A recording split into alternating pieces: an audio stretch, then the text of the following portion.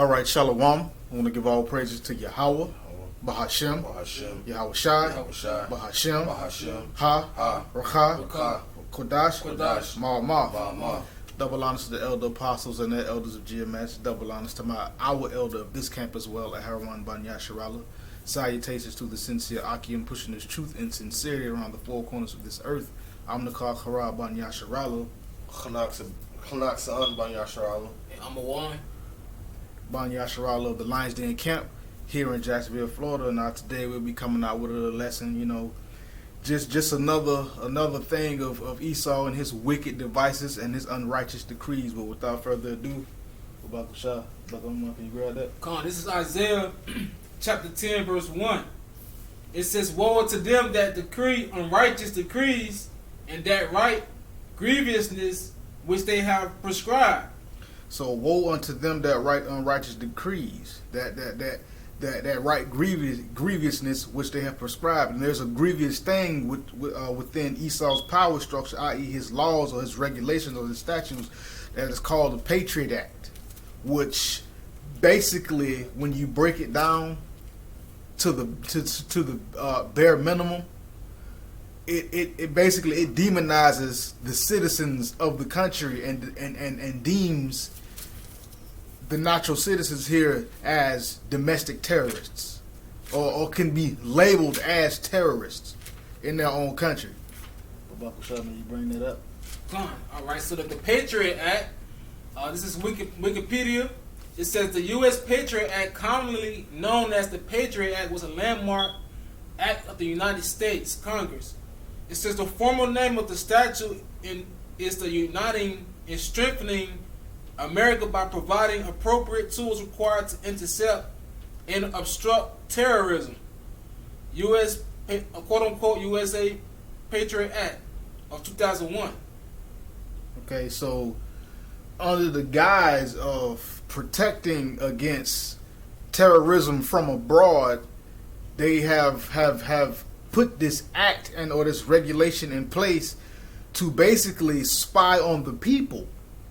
Because everybody knows that 9/11 attack. If you have any real sense, you know that Esau is a master false flagger. So we're not gonna get too much into that. But if you in the know, you know that wasn't a for real terrorist attack. But they used that as a means to gain more control over the people. And in 2001 is when this act was enacted or put into law or put into fruition to be able to, deem the people terrorists under the guise of fighting terrorism from abroad, of, keeping terrorists and different threats out of the country of America. And if you fast forward to today, the people that are not following behind these mandates, you get what I'm saying, are deemed as to be terrorists because you have actually people that are following the mandates want to see the other people that don't follow the mandates die, just like how they want to see all Muslims die when the World Trade Center bombing happened. All right, so what it is, it's caused to have a split in America when the United States is the biggest terrorist on the earth. Biggest terrorist organization on the planet. Through what? Through their laws, through their sanctions, through their wicked rules and regulations. Could you continue that with Bakusha? Come on. All right. It says the Patriot Act was enacted following the September 11 attacks and the 2001 anthrax attacks, with the stated goal of dramatically tightening U.S. national security, particularly as it related to foreign terrorism. So there you go. It was enacted in 2001 to like they say to tighten restrictions on terrorists abroad. But it was really a clampdown on the people, because as you can see what's going on now with what the brother Kanak was saying with the mandates. People that are not going with the mandates, they're deeming them as terrorists. But it's under the guise of we're protecting the people, when really the same government that's talking about us protecting against terrorism has just deemed its own citizens terrorists. Well, actually, according to the Patriot Act, and according to the definition of domestic terrorists, it would make the government the terrorists and the people the victims that don't want to follow the mandates. As a matter of fact, before you finish, let's just bring out this definition of domestic terrorism. Now, this is the definition of domestic terrorism. It says the committing of terrorist acts in the perpetrator's own country against their fellow citizens, and that's what the government of Babylon is doing. They're the perpetrators, but they're committing terrorist acts against the citizens of this place by deeming the citizens terrorists. All right, let me get this definition of terrorism. Come on. Definition of terrorism is in its broad state sense the unlawful use of intentional violence to achieve political aims, especially against civilians. It is used in this regards primarily to refer to violence during peacetime or in the context of war against non-combatants, civilians, and non-military personnel. And the non-combatant civilian and non-military personnel are the people of the United States. And so these mandates go against they're unconstitutional, so which makes them unlawful. Okay. So the definition of violence doesn't have to be physical, because any opposing your will on another innocent human being is considered an act of violence. So these mandates are actually an act of terrorism. Very much an act of terrorism, because now it's going to get to a point to where they're going to start coming to your personal space and forcing restrictions upon you for not following, the unlawful decrees that have been put into place. You want this, Michael? Or is it more on that? It's more on it. All right. So it says, in general, the act included three main provisions: expanded surveillance abilities of law enforcement, including by tapping domestic and international phones; ease integrity communication to allow federal agencies to more effectively use all available resources in counter-terrorism efforts, and increase penalties for terrorism crimes; and an expanded list of activities which include which would qualify for terrorism charges. So there you go. They're tapping the phones, which that's an invasion of people's privacy. They're using social media platforms, which is also another invasion of people's privacy. People's lives are private, but they put this act in to be able to spy because they want more control. They want control over the people. They're just using the guise in order the disguise of, well, we're protecting from terrorists abroad, but then you terrorizing your own people right here on the land where they come from, where they live at. And what was the last act? It says pretty much increase penalties for terrorism crimes, and an expanded list of activities which would qualify for terrorism charges. So increase the penalties from terrorism crime or terrorist crimes, i.e. being able to hold somebody against their will, whether they be guilty or whether they be innocent. And how Esau rolls, he's really going to be coming at a lot of innocent people. What it is, it says guilt. It says guilty into charge. Well, it's supposed to be innocent until proven guilty, but Esau is guilty until proven innocent, and you'll never get proved innocent because you're already guilty because he said you're guilty. My question is, if I'm innocent till I'm proven guilty, why is it necessary to detain me? Exactly. That's where you got to prove my guilt in order to detain me.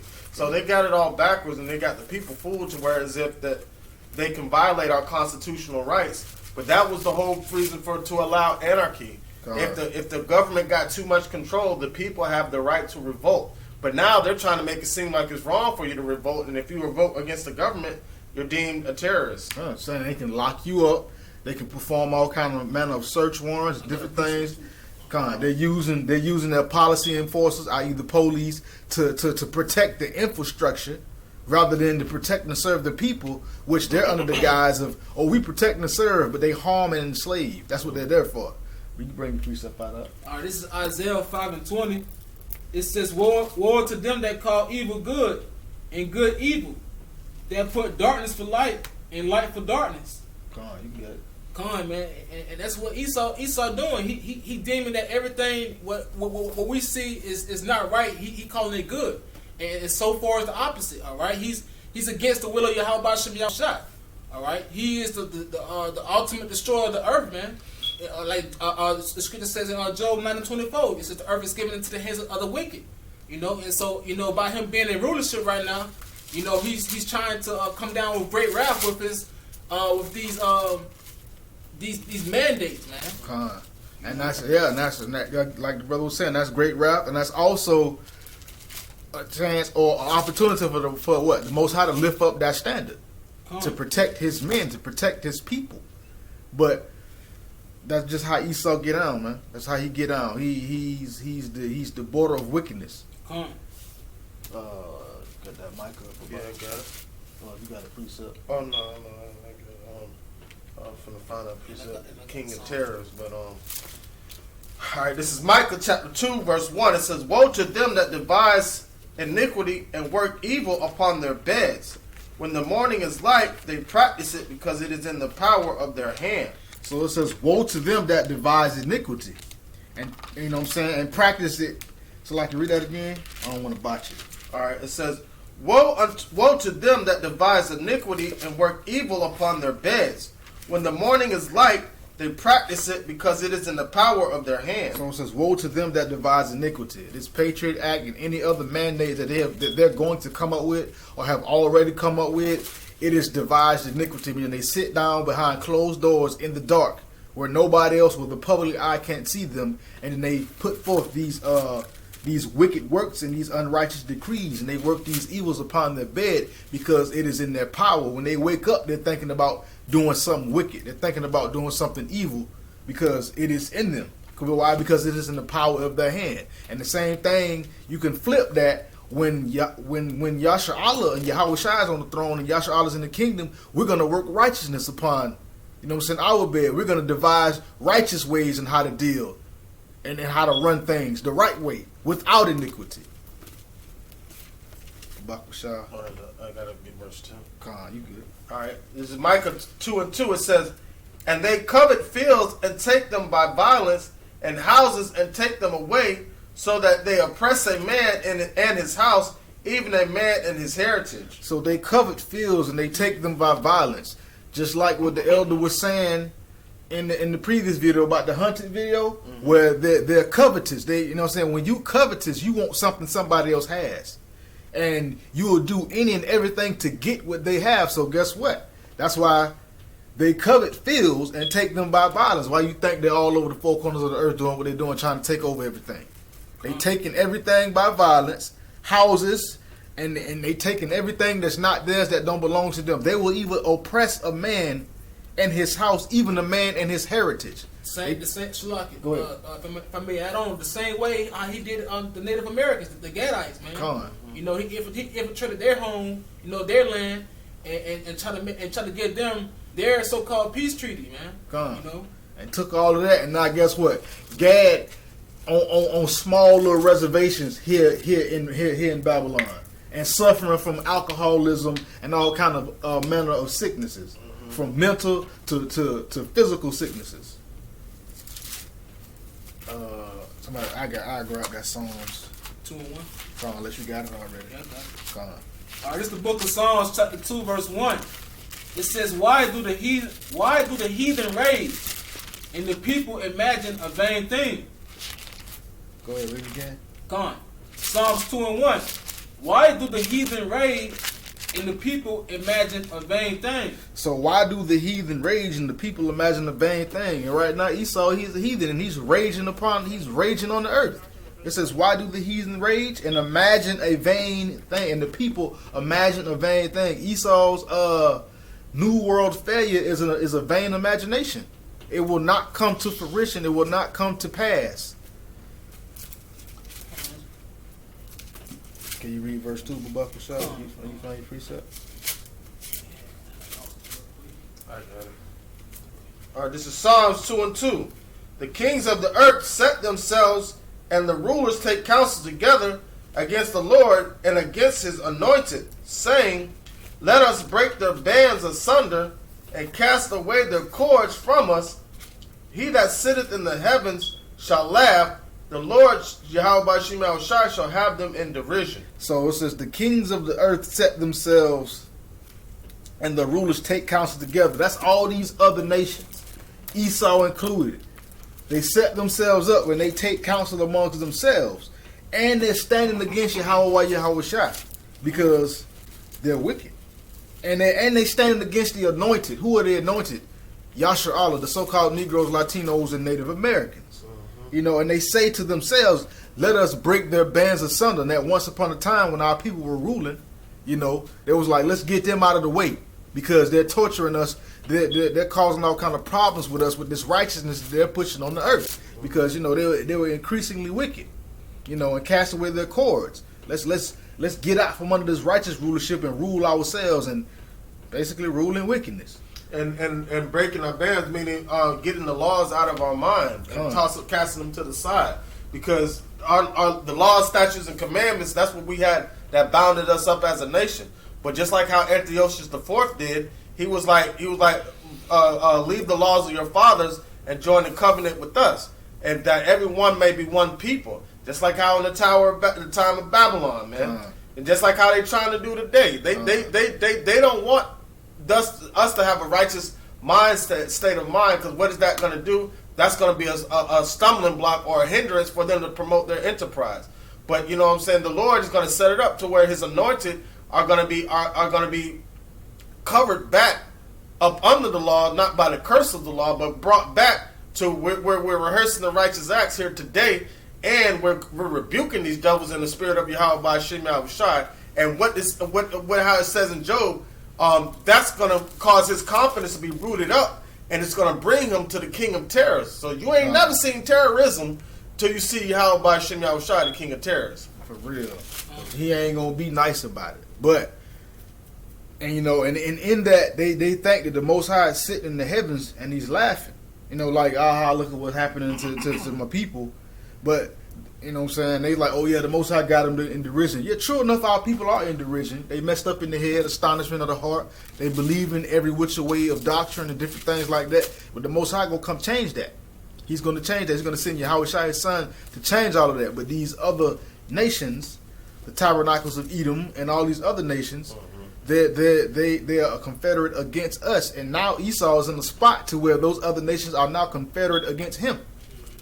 Even Esau is confederate against Esau.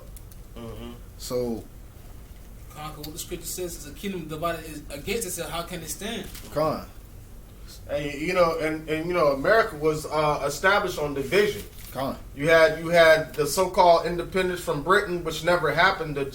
Britain just became the financiers and developed the EU, and they just started running America like a business. And you know how you have your CEOs, your CFOs to make them think, let them feel like they're in charge of something. The presidents don't really have no power. The power coming from the upper elites, come over there from Europe. That's why when the president gets elected, they go ahead and go over there and kiss the hand of the queen. You know, it's those Khazars, fake Jews, the Illuminati, the Rothschilds that run this. The ones that run the central bank are the ones that run in America and really running the whole world. And now they're trying to set. They're trying to do away with America and set China up as being the new golden city, if you will. And that's just and guess what? That's just another wicked device or wicked devices of Edom. Everything that they do is just wickedness. It's devised wickedness. This is nothing but a wicked device. Babakusha, could somebody get Psalms 49 and 11? This is Psalms chapter 49, verse 11. Their inward thoughts is that their houses shall continue forever, and their dwelling places to all generation. They call their lands after their own names. So the inward thoughts is that they're going to last forever. Their inward thoughts is to think that they're going to push forth their unrighteous decrees and obtain their new world failure. You know, and they really think that it's going to last from generation to generation to generation of these Edomites, and they calling lands after their own names. And when they don't own nothing, they're just tenants on the earth. You know, Esau, he despised his birthright, so he gave it away. So he gave away all of this and the kingdom because it meant nothing to him. But Bakwashah, can somebody get Psalms chapter 52 and verse 1 all the way through 6? 52. Come on. I got a precept real quick. Come on, bring it out. This is Psalms chapter 17, verse 13. It says, "Arise, O Lord, disappoint him, cast him down, deliver my soul from the wicked, which is thy sword." It says, "Arise, O Lord, disappoint him," meaning right when he think he's about to do something, disappoint him, mess his whole plan up. Like right when he get that good stride, just stick that foot out there and clip him and watch him hit the ground. You know what I'm saying? Ain't nothing more annoying than that. You running good and something get in the way and tie your feet up and you hit that ground. It's very aggravating. From men which are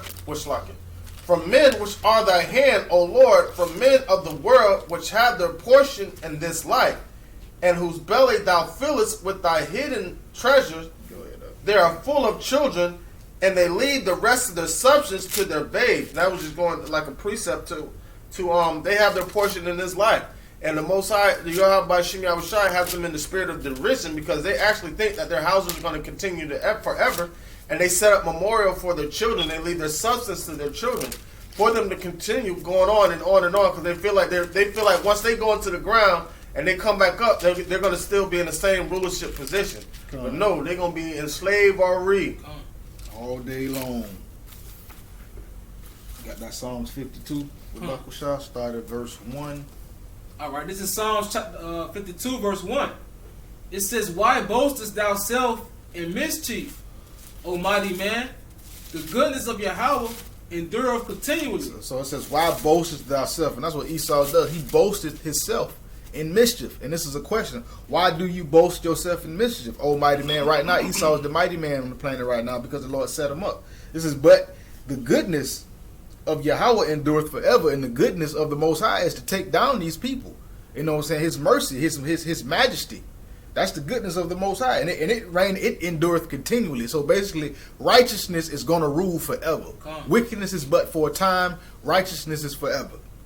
Verse 2, Babak Shah. Come on, it says, thy tongue deviseth mischiefs, like a sharp razor, working deceitfully. Thy tongue deviseth mischiefs like a sharp razor, working deceitfully. The Patriot Act is in the tongue of the Esau's mouth, and it's sharp like a razor, and it works deceitfully. Meaning he comes up with all kind of manners of wickedness, and he speaks against people that are innocent or have done him no harm, like razors, meaning defaming characters, labeling them domestic terrorists, or possible terrorists or black identity extremists.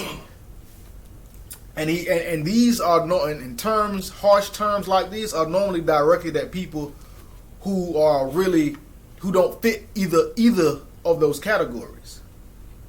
And also, if I may add on too, where it says, "Why boastest thou thyself in mischief?" And that word mischief goes into trouble. And we can see it right now how Esau he's trying to boast himself, trying to get the people to follow his plans, his rulership or whatnot through the calamity that's going on right now in the world, man. Through his media pundits, mainstream media pundits, using the famous people because Esau knows that Jake is a avid follower of folly. You know what I'm saying? Just basically the truth of the fact is our people just some following ass niggas. They follow anything that's foolish and they follow folly. Well, if it's right for you and good for them, they don't follow that. So that's why they're using these famous people to push their mandates. And one mandate in particular that, I got a precept to that too. This is in Isaiah chapter 30, verse 1. It says, "Woe to the rebellious children, saith the Lord, that take counsel, but not of me, and that cover with a covering, but not of my spirit, that they may add sin to sin."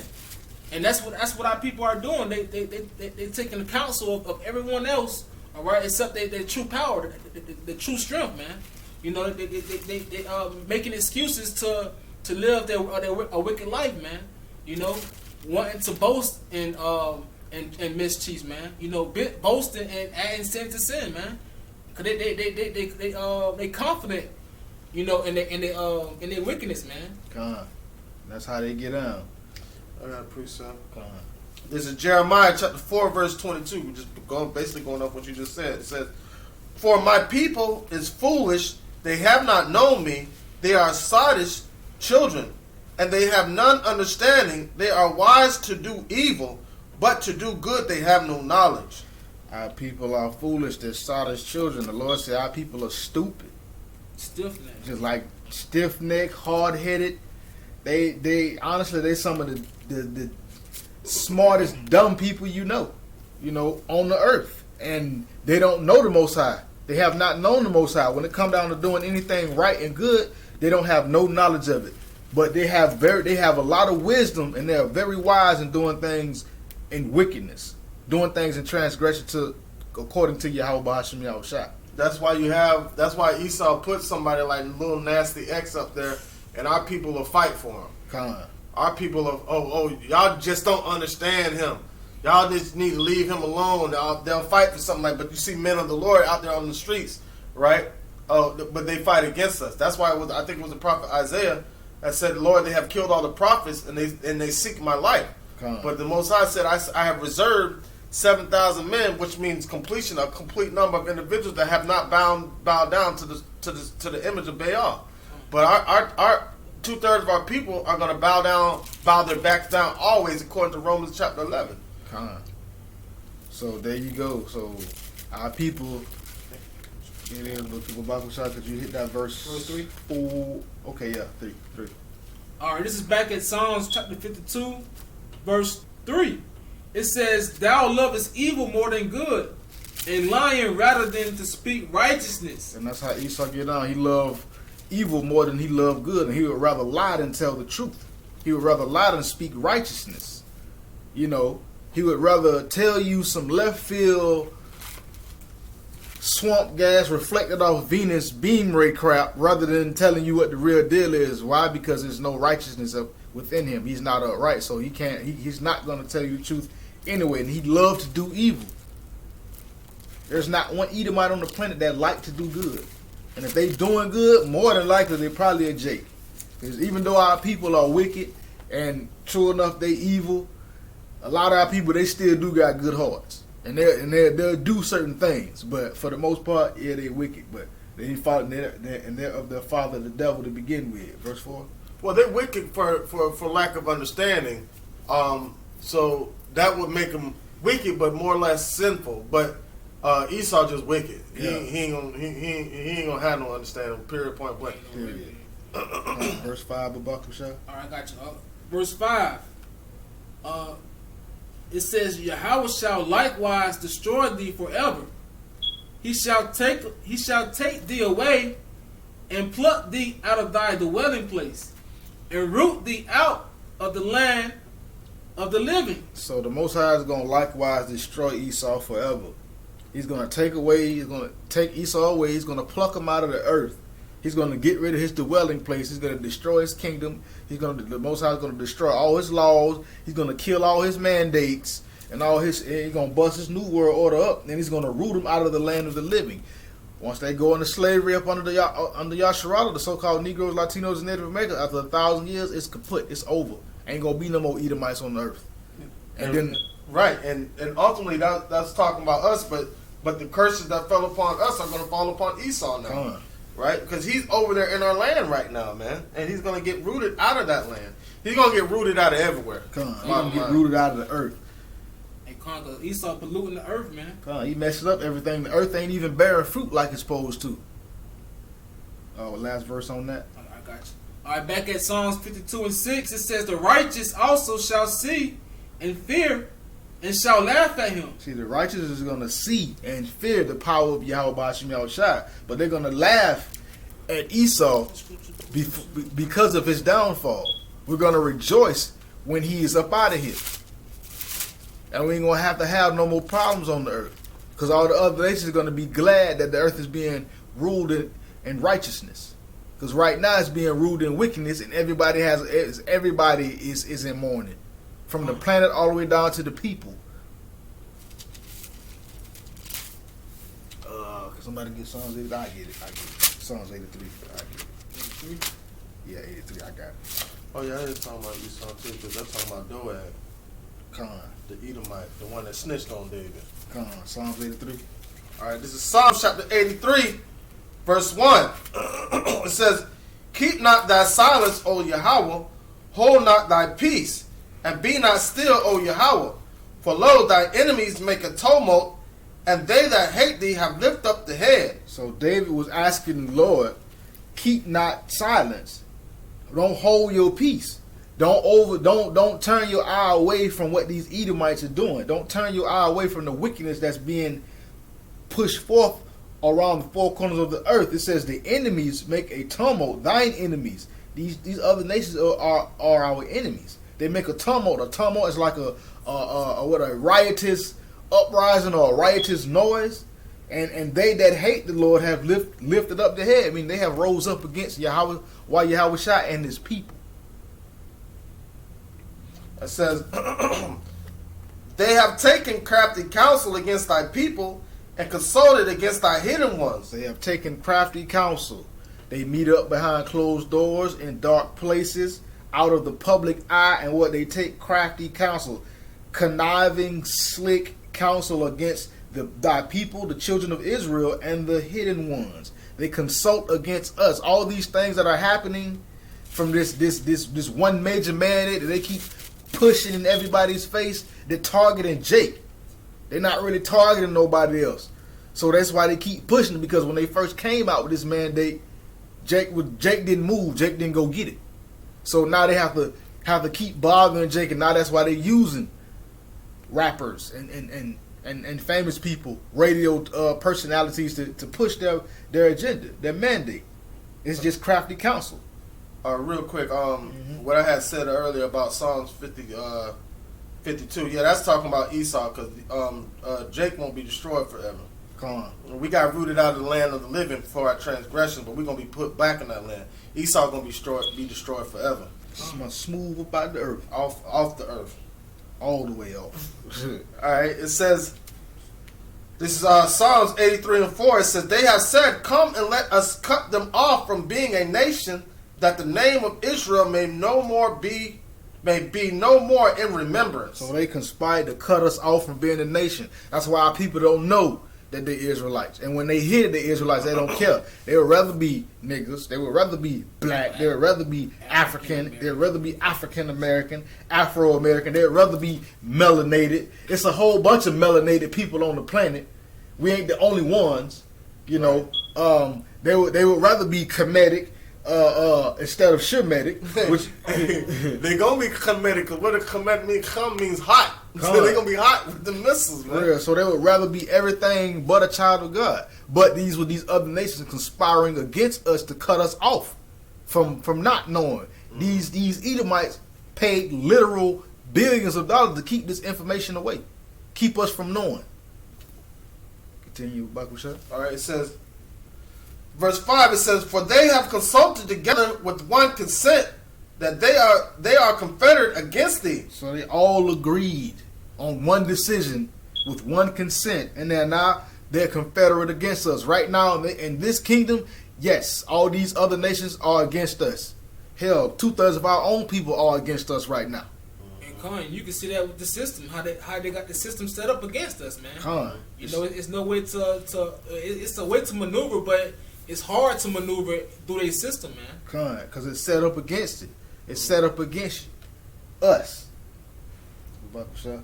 All right, keep going. Yeah, to 8. All right, it says, verse 6, "The Tabernacles of Edom, and the Ishmaelites of Moab, and the Hagarins, and Gebal, and Ammon, and Amalek, the Philistines, with the inhabitants of Tyre.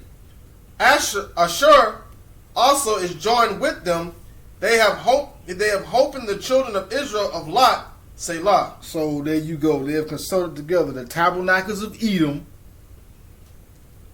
the Ishmaelites, the Arabs, you know, Moab, the Chinese, you know, the Hagarins. I think they're another African tribe.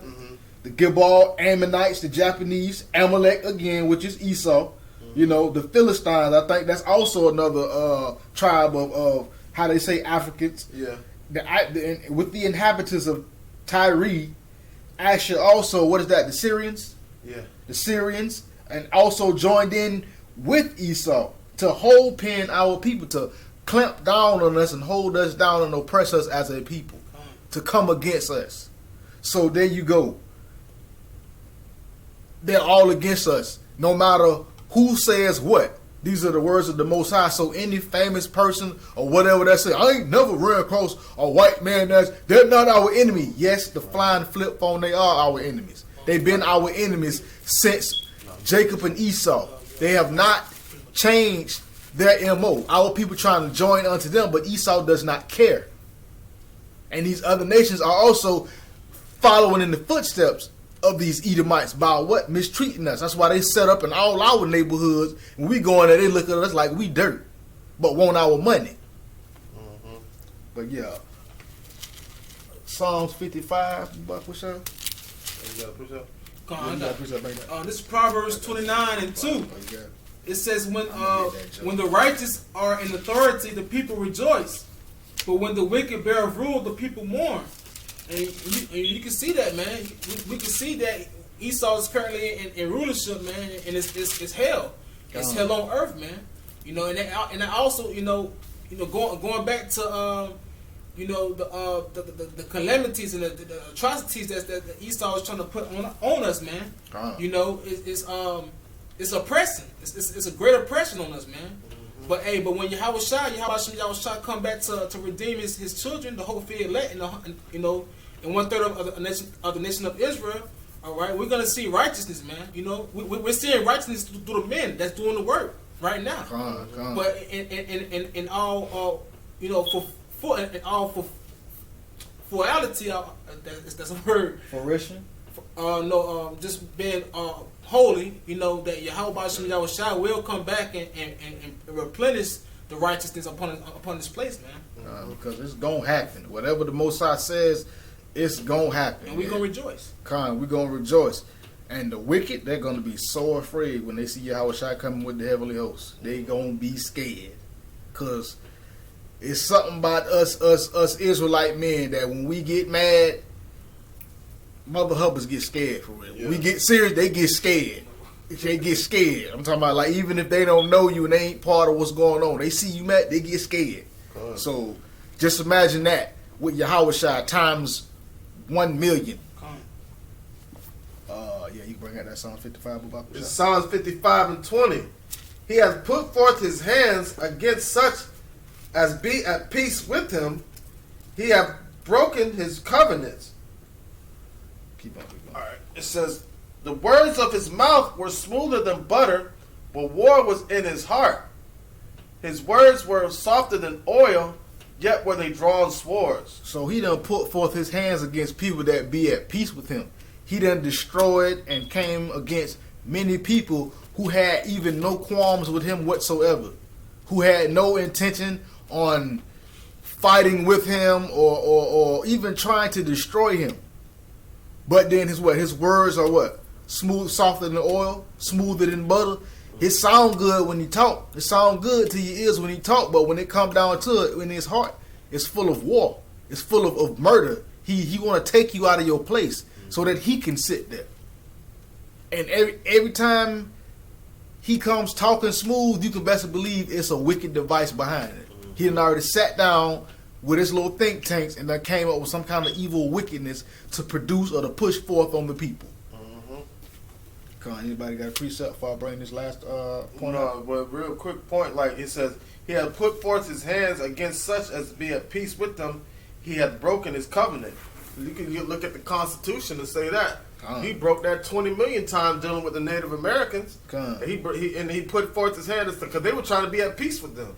If they would have been, if the Native Americans wouldn't have been at peace with them, they wouldn't have been able to survive in this terrain. They knew nothing about this land.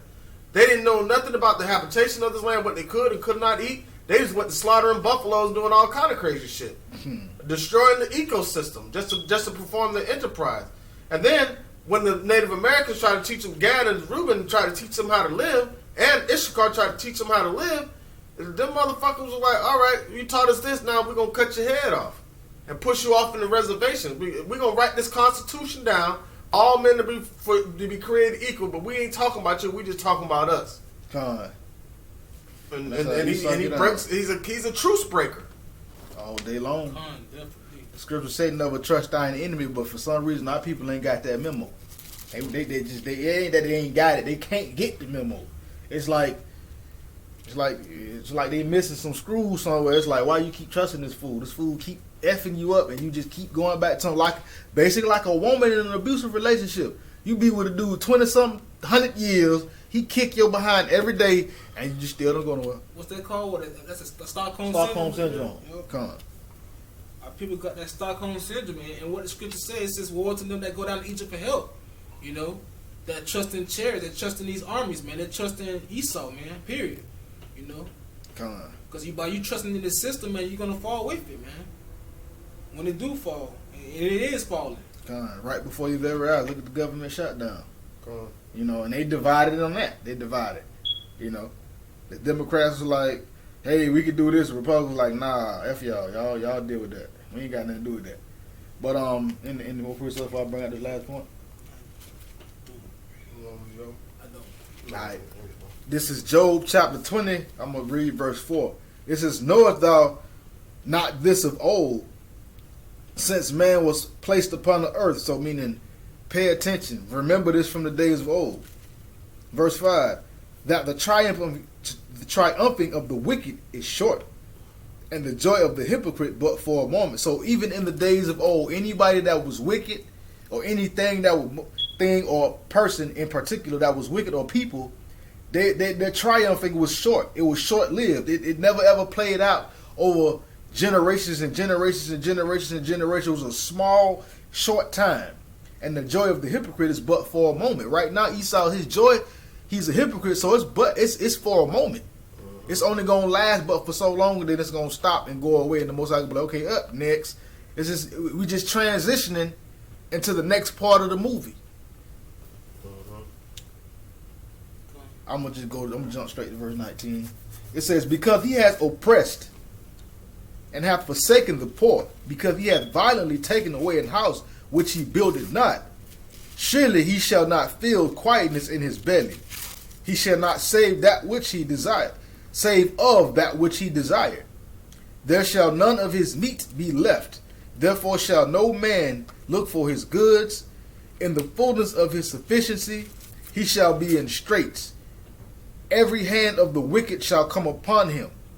When he is about to fill his belly, Yahweh shall cast the fury of his wrath upon him, and shall rain it upon him while he is eating. So Esau done oppressed many people. He has forsaken the poor, our people, Yasharallah, because he hath violently taken away an house. He has. Just look what he did with that. Palestine, that's what you call it, Palestine, over there when he bombed all them people. Them people had houses. You blowed all that stuff up. Their houses are gone. That's taking away a house in violence. No, you're good. Matter of fact, the government is on trial now about the innocent people that got fucked up when they pulled the troops out of Afghanistan. Come on. Yeah, they got a lot of people fucked up. They let the Taliban went in there just pulling people out of houses, beheading them, all kind of shit, man. For real. They taking away a house in violence. Look at what they're gonna do when they here in Babylon. And they already deemed everybody terrorists.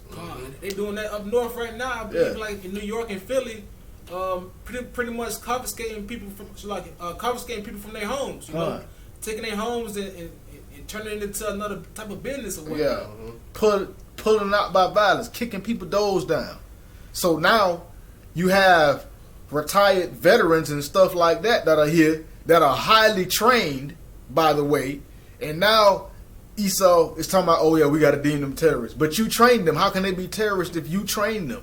Now they gonna fight back and won't just lay down and let you just kill them. Now they terrorists, you know. But that's what Esau do, because they said they want to do the job that America said they were going to do. They're saying any of y'all that the government run up on trying to snatch y'all out the houses and all that kind of. He said, call us.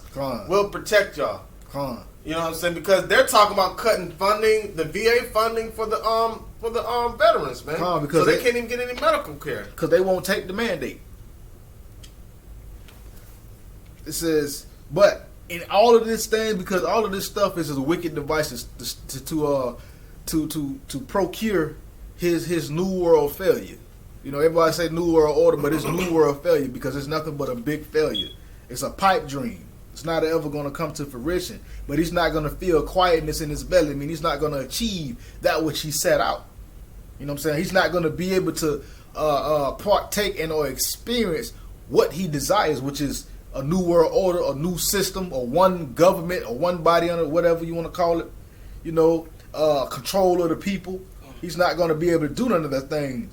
And in that, the Lord is going to destroy him. So none of his dainties, his meats, you know, no man is going to look for his goods because America's going to get destroyed and be destroyed. Esau's not going to be ruling in the times, the future times to come, you know. And nobody's going to look for his good. I mean, ain't nobody going to want to buy a Chevrolet or a Ford or nothing. Ain't nobody going to want to buy none of that stuff, you know. You know what I'm saying? It's cool. You know what I'm saying? We ain't finna have no Ford Chariots and Chevrolet Chariots in the kingdom.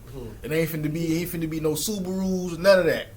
It's finna be, whatever kind of technology that Yahweh got, that's what it's gonna be. You know what I'm saying? Instead of Air Force Ones, we might be walking around in Leviticus 8s and stuff. You know what I'm saying? Leviticus 8. Yeah. But in the fullness of his sufficiency, he's gonna be in straits. And that word straits is meaning in the fullness of his strength, he's going to be in a bad position, not being able to do anything. And every hand of the wicked is going to come upon him. Meaning everybody going to get a lick. Everybody going to get their blow. But Yasharallah, once the Lord throw that first blow, he going to be like, okay, I don't put whoop on them. Y'all get him. And we going to bring hell. I'm going to just say hell because I can't even explain it. But we're going to bring hell on Esau. You know what I'm saying? I'm trying to tell you. Most I have it, I'm going to make Esau pay me just so he can walk around. He have to pay me to walk around. But hopefully I don't let that happen. Anyways, but when he is about to fill his belly, the Most High is going to cast his fury upon him. Right when he think he's got his new world failure in order, right? You think, yeah, I'm really finna accomplish it. The Most High going to rain fury down on it. You know what I'm saying? While he is eating, it's just like Esau going to get ready to this. It's like sitting down to a good meal. You got all this table is spread. You got everything that you like. Drinks, gourmet cooks, everything. You like, wow, this is nice. I'm finna get ready to eat. As soon as you fix a plate, and as soon as you get ready to stick that fork and that knife on that plate, the damn ceiling fall down and crack him in the head, knock him out. Or he get ready and his chair break, or the whole table just crack in half. He ain't gonna be able to do none of that. What the scriptures say, he shall be like a man that is thirsty and dreameth that he's drinking, and wake up and he's thirsty. Hey, yeah. Hey, you remember Jim Carrey on Me, Myself, and Irene when he had to take the medicine? Yeah. He had that extremely dry mouth. Yeah. That's how Esau gonna be. He gonna be like, but it's good. When he wake up, he gonna see an Israelite standing in righteousness over him. Like, it's time for you to work. Mm-hmm. 'Cause I'm coming to get you high noon, Esau. Right when the sun is highest and it's hottest, okay, time to work. I ain't gonna be nice. I'm gonna make you work in the sun. You know the sun and the sun hate you. And we're gonna do all this according to the Lord's anger, man. So we really don't know how mad Yahweh is. We be thinking according to ourselves, but we don't know what the Most High gonna have us do to Esau. But for the most part, everything that we have covered in this lesson is just a wicked device of Esau. His inward thoughts, thinking he's gonna last forever, thinking he's gonna achieve his new world failure and all this stuff right here. You know, the Most High gonna let him get some of that off though. He gonna let him get by 2%, but that's it. He ain't gonna get no further than that. I'm just saying 2%. I don't really know how much the Lord gonna actually allow, but Yahweh ain't gonna let Esau go all the way, because everything that Esau comes up with is just wicked devices of Edom. That's all it is, just wicked devices. Tricks. You know what I'm saying? Witchcrafts. That's all it is. It ain't nothing magnificent. It's all wickedness. You know what I'm saying? Y'all gotta think. They already got the phones and stuff tapped. You know what I'm saying? That's why they gotta get updates all the time. You know, I tried to call one of the brothers in the camp, and my cricket service popped up, and some dude a pre-recorded message came up. Like, for real. So it's just all this is just wickedness. Any precepts before we close out? Yeah, I got one. You got one? All right, I got one. This is Ephesians chapter 6, verse 10. It says, finally, my brethren, be strong in Yahweh by Shem Yahushai and in the power of his might. Put on the whole armor of Yahweh that you may be able to stand against the wiles of the devil. So that's basically, and that's the only thing you can fortify yourself with to be able to withstand in that day. Because the wiles is meaning the trickery, the craftiness that this devil's going to bring forth. He got people afraid of going outside, people afraid of hugging each other, family members going against each other. If you ain't mandated, you can't come to my house type shit. You know what I'm saying? People that once loved each other despise each other because of these draconian measures and mandates that these devils are putting on the people. So if you're not covered in the blood of Yahweh Hashem Yahushai, and if you don't possess the Holy Spirit, you're not going to have the knowledge and wisdom to stabilize you in that time. Because that's what's going to be the strength of our salvation. So you got to have the wisdom, the power, and the spirit of Yahweh Hashem Yahushai to withstand the wiles, i.e. the trickery and the devices of Esau. I do got one more. Proverbs 29 and 25, it says, the fear of man bringeth a snare, but whoso put up his trust in the Lord shall be safe. So, you know, whoso put their trust in man, all right, it's going to be, you know, secluded from the Lord. They're going to be trapped by the traps of man. Man. You know, and those that trust in Yahweh Yahushua wholeheartedly, all right, that look for his covering, you know, and look for his tower, you know, that trust in his name, most importantly, is going to be able to be safe, you know, in that time of trouble, man. So you're gonna have to have the mind of Yahweh Shai. You're gonna have to have the spirit of Yahweh Hashem Yahweh Shai. You're gonna have to have on the full armor of the gospel in order to withstand, because it's getting serious, and we seeing the fall of Esau right before our very eyes, just like the Most High said he would do. So it's finna be some hell that's finna come, but those that are living in Yahweh Hashem Yahweh Shai, they're gonna be stabilized, and they're gonna have stability. But everybody else outside of that, they're gonna be caught out here. They like the saying, they're gonna be out here down bad. Yeah. So you know what I'm saying, by these wicked devices of Edom. So with that, I want to give all praises to Yahweh, Bahashem, Yahweh Shai, Bahashem, Ha, Rakah, Kodash, Ma. And again, another double honors to the elder apostles of GMS and their elders. Another double honors to my elder, our elder of this camp as well. You know, and with that, Shalom.